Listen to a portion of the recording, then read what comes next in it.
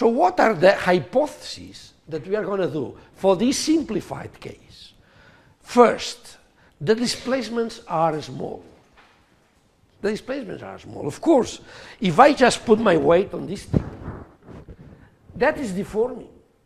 But the displacements, the change of position of the particle at the reference configuration and at the deformed configuration is so small that it's almost negligible. Not zero, negligible. So that's what is said. Displacements are very small with respect to what? With respect to the size of the object of the continuum medium. Okay?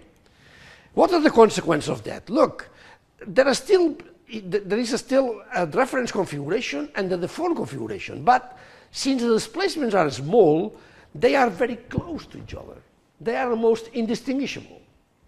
So anytime we talk about the spatial coordinates and the material coordinates, which are separated by the displacement, now approximately the material and the spatial coordinates are the same. That's why nobody has told you in the past about the material and spatial coordinates, because they were the same. No, in the general case, it's not. Look, if the material and spatial coordinates are not the same, almost the same, it's always a matter of approximation, almost the same. What about the material and the spatial descriptions? So any entity which can be described in material and in a spatial description, now if the material coordinates can be approximately replaced by the spatial coordinates, then there is no distinction between material and spatial description. That's why you haven't heard before about material and spatial descriptions. Okay? What about well, there is a second, that's our consequences of the displacements being very small. But then the second hypothesis is that the displacements are not small, but the gradient of the displacements are small. So the change of displacements in a space are very small. So typically, that any component of the gradient of displacement, derivative of u with respect to x, all the components are small. Small meaning much smaller than 1. Much smaller than 1. Typically, 0.01 or 0.001 or 0.0001, but not 0.1. 0.1 is not small. It's just 10% of 1. But 1% from the engineering point of view is something which is small, and that can lead to some simplifications, which is the one that we're going to do. So, look, consequences of all these hypotheses. The displacements cannot be always neglected, but can be neglected when we compute the strain tensor. That's something that we'll see.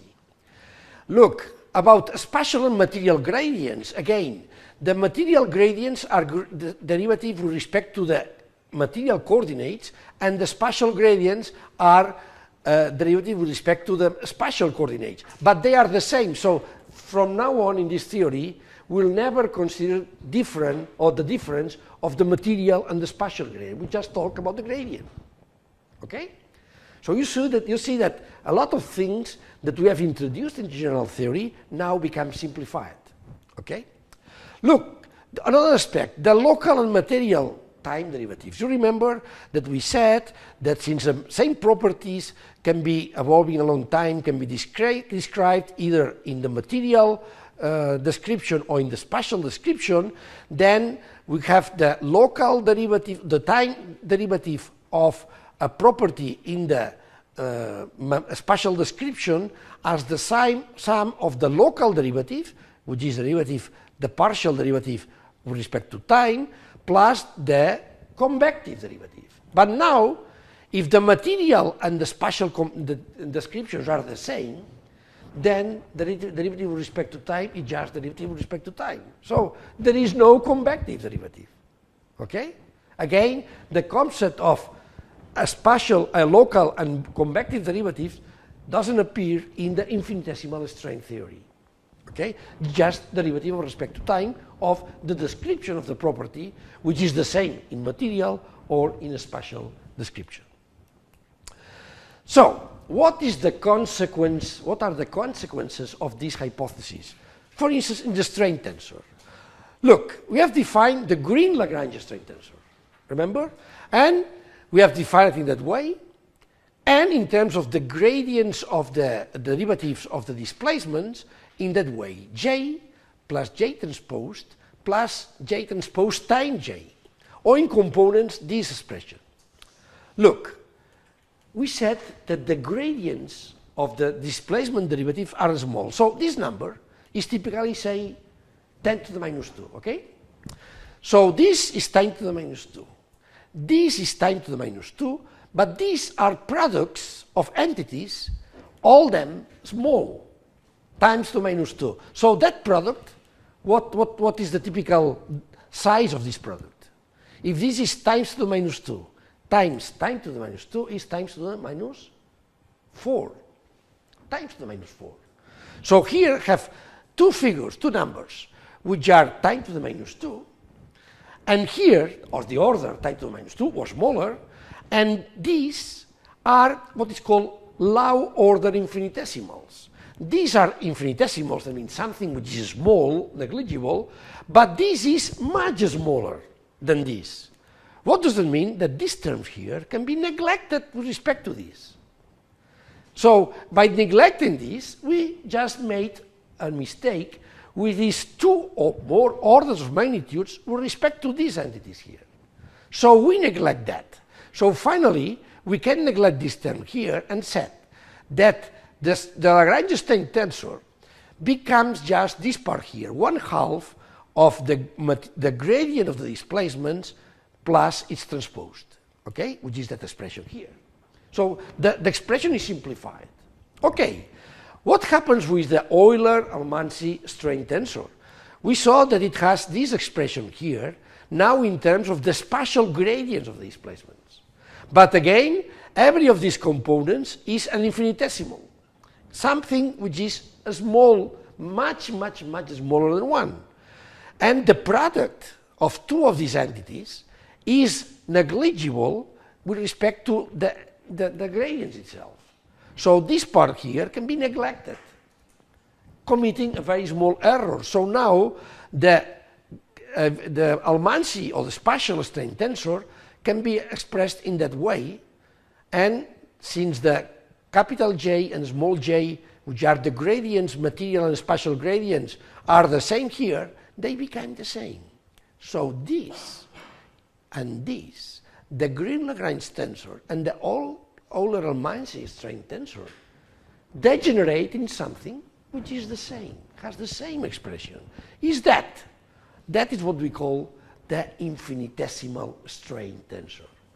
The infinitesimal strain tensor, which is called epsilon, is defined as what is called the symmetric gradient. So the gradient of u times gradient. So I mean, whatever it's nabla second, nabla first. So this is a symmetric tensor whose component ij is 1/2 of derivative of ui with respect to a j plus uj with respect to xi. So in both cases, we can say that now is that is the one that you have been taught in your courses in the strength of materials. You said the strains are these, but this is only true when the strains, we are in the infinitesimal strain theory.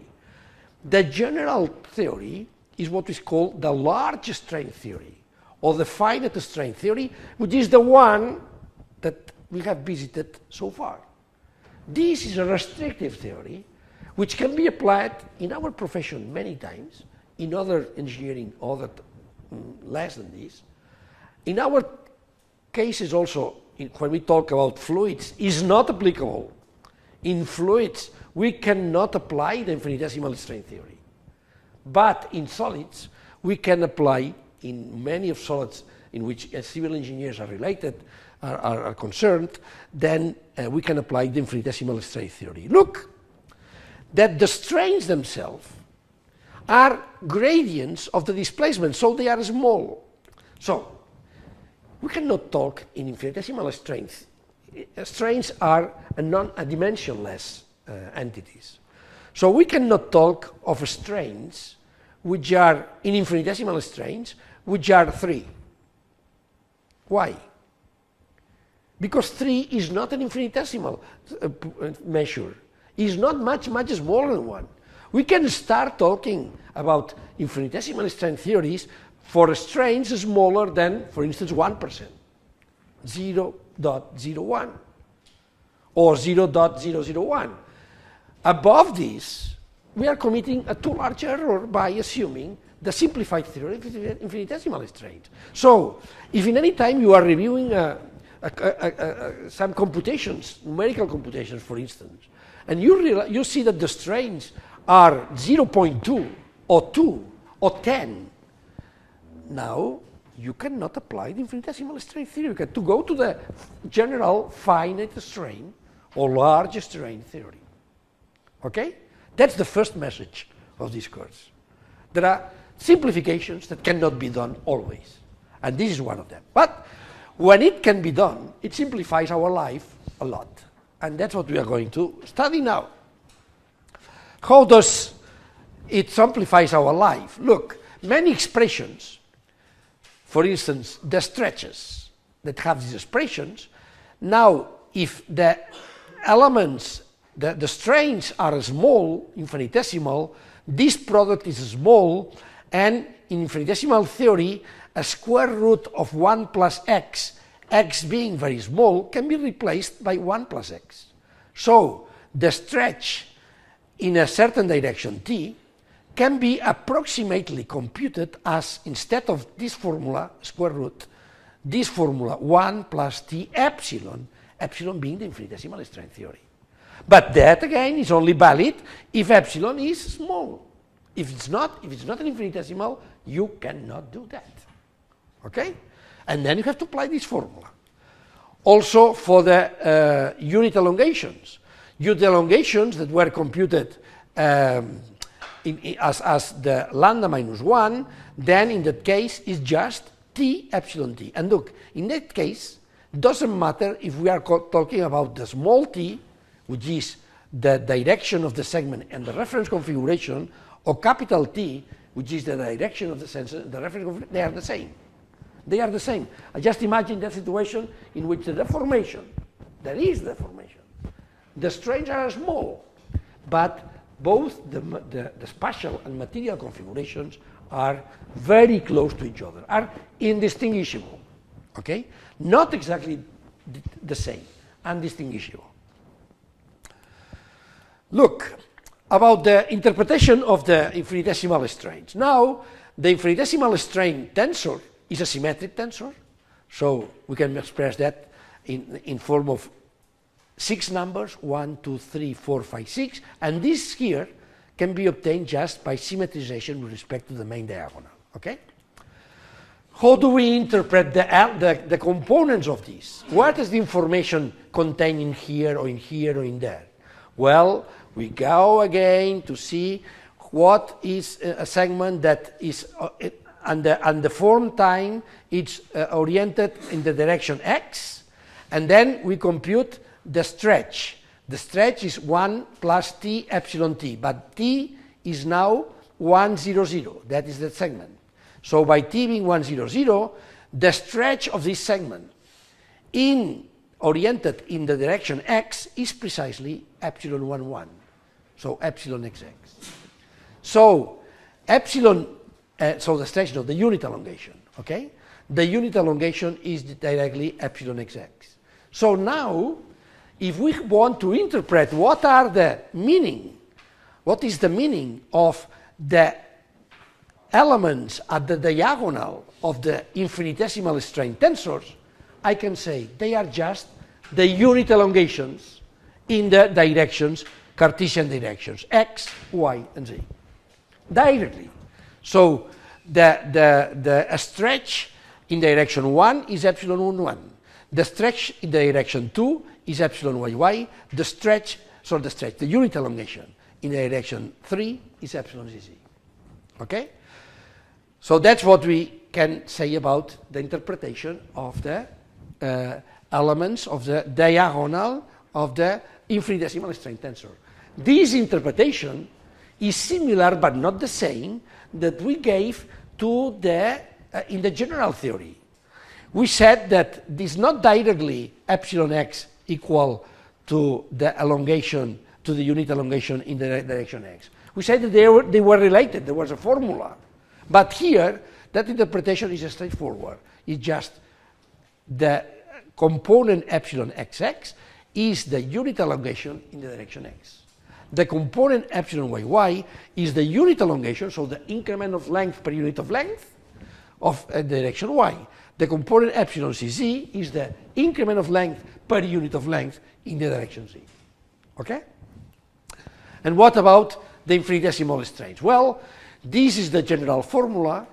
Now, considering that these terms are much smaller than 0, for instance, if we consider two segments that were oriented in the directions x and y in the reference configuration. So the formula giving the change of angle is that 1. Now this term can be neglected in front of 1, okay? And finally, arc sinus can be approximated by the value.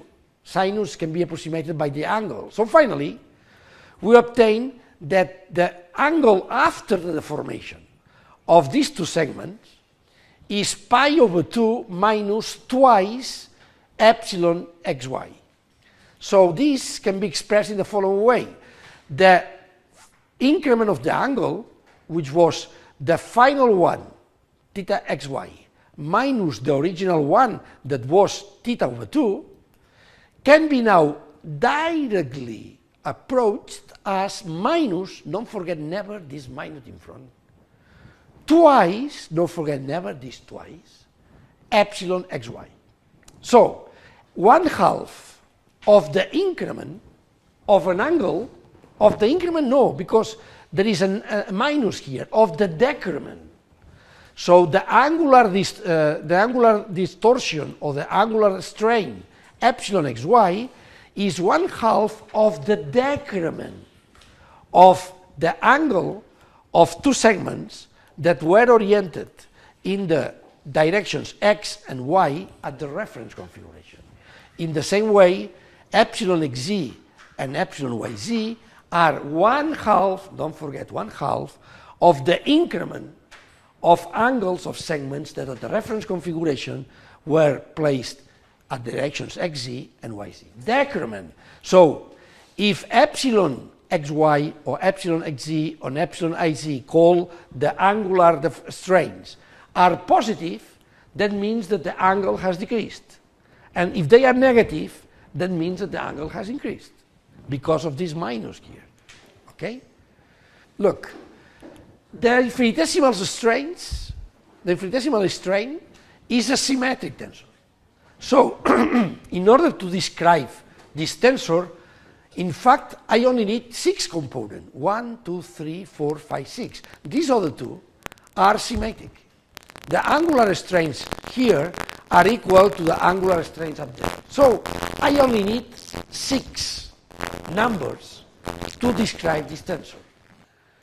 Then we finished looking to what we call the voids notation, which is a way of trying to simplify and to reduce the so to speak, the writing cost and the conceptual time devoted to deal with this kind of strains.